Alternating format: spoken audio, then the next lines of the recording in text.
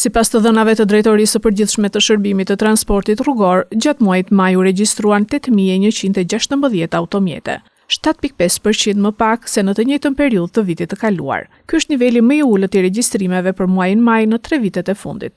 Operatorët e tregut e lidhin këtë ngadalësim me vështirësitë në importin e automjeteve nga Korea e Jugut dhe Kina, dy vendet që furnizojnë pjesën më të madhe të tregut shqiptar.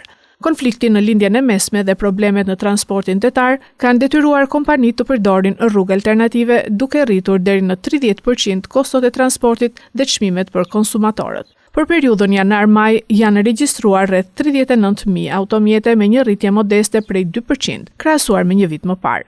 Ndikimi është ndier edhe tek automjetet elektrike. Pas rekordit historik prej 1.252 regjistrimesh në mars, numri zbriti në 1.191 në prill dhe vetëm 794 në maj, niveli më i ulët i këtij viti. Megjithatë, krahasuar me një vit më parë, regjistrimet e mjeteve elektrike janë rritur 2.5 herë, duke arritur në afro 5.000 njësi ose 12.7% të totalit.